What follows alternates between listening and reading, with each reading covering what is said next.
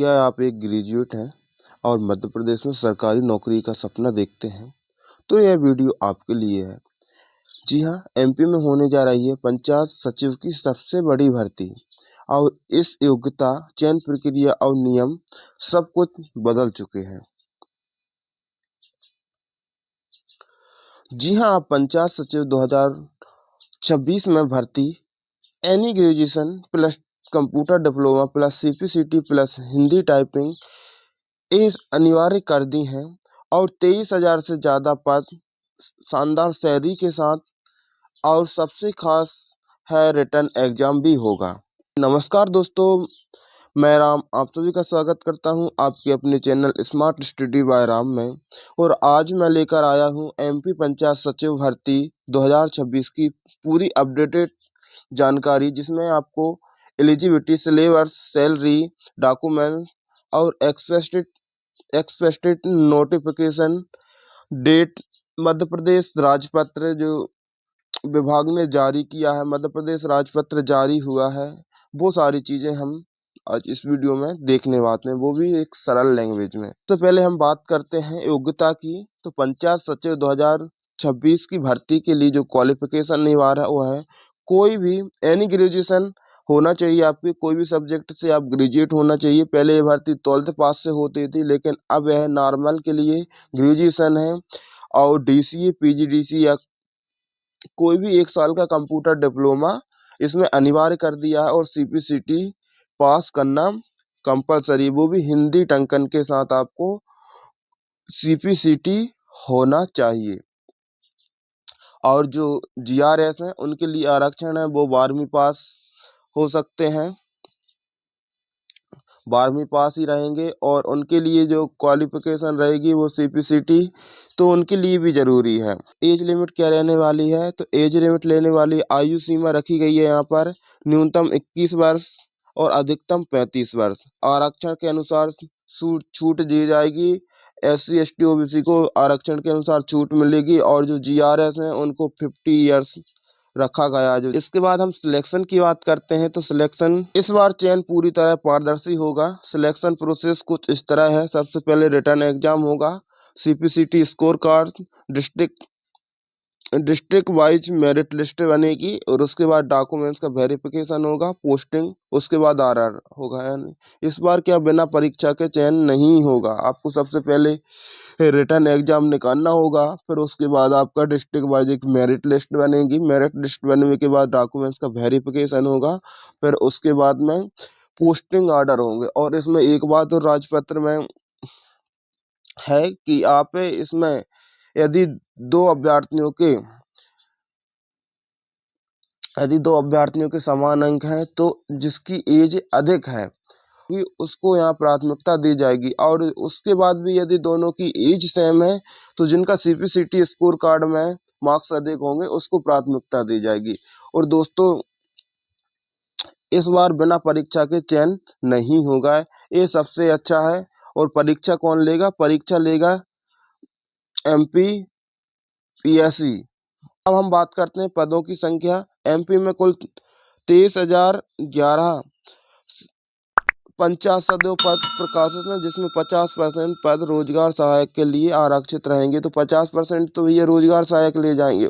11,000 11,500 पद हैं जो सभी के लिए हैं।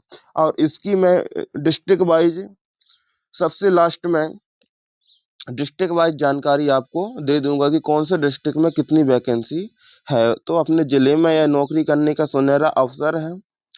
इसके बाद वैकेंसी के बाद सबसे ज़्यादा प्रश्न पूछे जाने वाला सवाल है सैलरी की। सैलरी कितनी मिलेगी? तो पहले 2 साल की परिवीक्षा अवधि में आपको 10,000 रुपये मिलेंगे भैया। शुरू में 2 साल तक आपको 10,000 रुपये प्रतिमाह वेतनमान मिलेगा।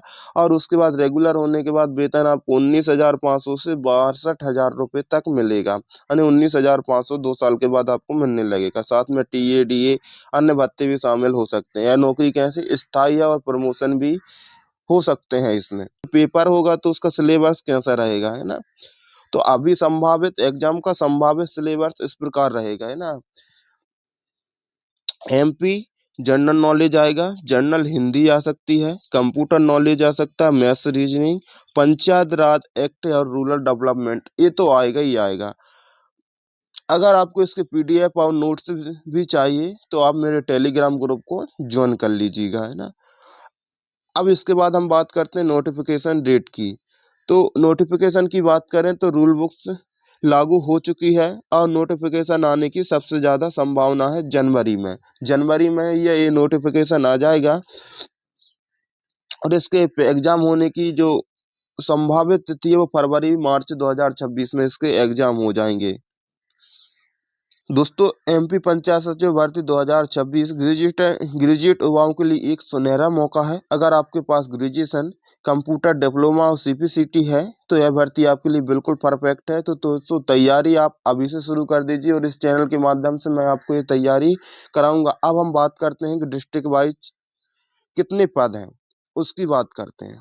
तो देखिए मध्य प्रदेश का राजपत्र है, इसमें ये सारी कंडीशंस मैंने बता दी हैं ना, पंचायत और ये सारी चीज़ें।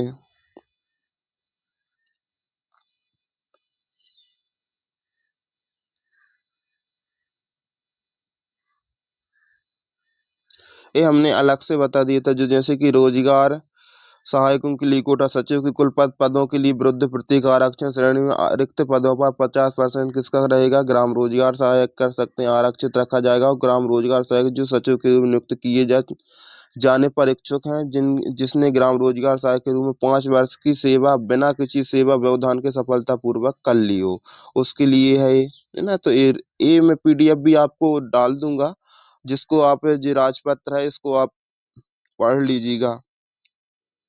तो हम यहाँ पर नियुक्ति पद स्थापना ये भी हमने देख लिए हैं।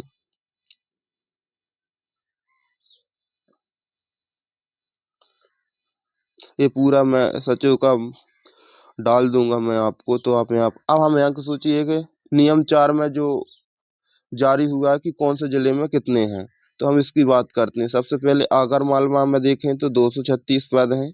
अलीराजपुर की बात करते हैं तो 288 पद हैं। अनूपपुर में 277, अशोकनगर में 328, बालाघाट में 690, बड़वानी में 409,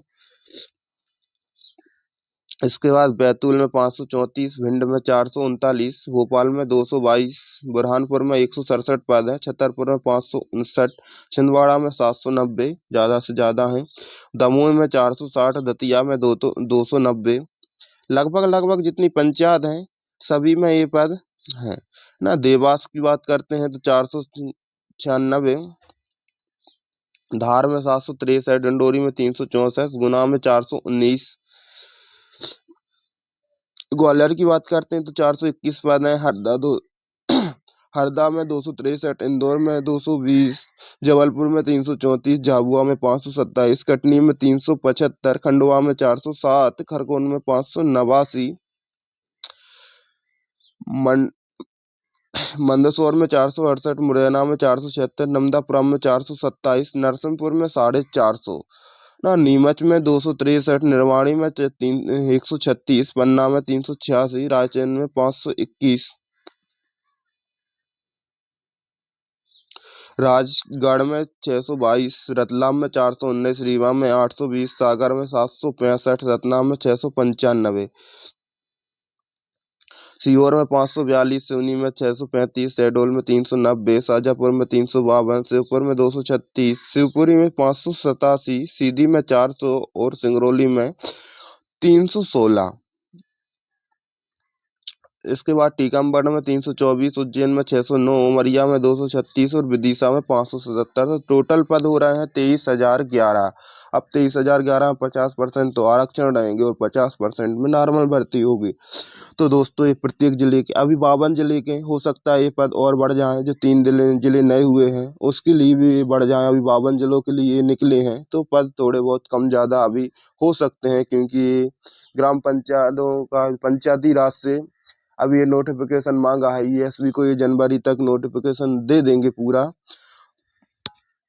तो ये सभी के अलग अलग पद थे। दोस्तों अगर आपको यह जानकारी उपयोगी लगी हो तो वीडियो को लाइक और शेयर करें और कमेंट करके बताएं कि आप किस जिले से हैं और इस भर्ती के लिए तैयारी कर रहे हैं या नहीं। यदि कर रहे हैं तो आप कमेंट करके ज़रूर बताइए। जय हिंद।